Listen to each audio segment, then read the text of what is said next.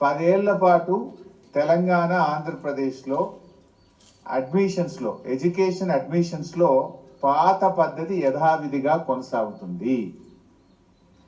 అంటే 15% ఏదైతే open quota ఉందో ఆంధ్రాలో 15%లో తెలంగాణ విద్యార్థులు వెళ్ళొచ్చు, తెలంగాణలోని విద్యాలయాల్లో 15% ఆంధ్ర విద్యార్థులు ఇక్కడ రావచ్చు.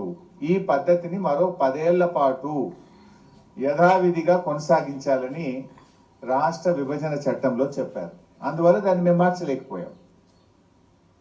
మీకు ఇంకా బాగా అర్థం చేసుకోవడానికి, ఎందుకంటే చాలా ముఖ్యం, ఒక్కొక్కరు డాక్టర్ కావాలని జీవితాంతం కలగంటారు. పిల్లలే కాదు, తల్లిదండ్రులు కూడా రాత్రింబవళ్ళు కష్టపడి పిల్లల్ని చదివిస్తారు.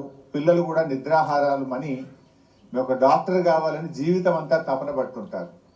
అలాంటి పిల్లల భవిష్యత్తుతో ఇలా రాష్ట్ర ప్రభుత్వం చెలగాటమాడుతూ ఉంది. నిజంగా మేము ఉన్నప్పుడు మీకు తెలుసు 2850 ఎంబీబీఎస్ సీట్లుంటే కేసీఆర్ గారి ప్రభుత్వం రాష్ట్రంలో ఎంబీబీఎస్ సీట్ల సంఖ్యను 9000కు పెంచింది.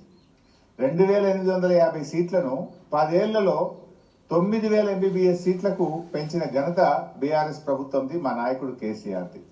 అంటే మేము 3 అంతలు పెంచిన ఎంబీబీఎస్ సీట్లు 4 అంతలు పెంచాం దాదాపు. అయితే పెంచిన సీట్లు కూడా తెలంగాణ బిడ్డలకే దక్కాలని మేము చాలా జాగ్రత్తలు కూడా పడ్డాం.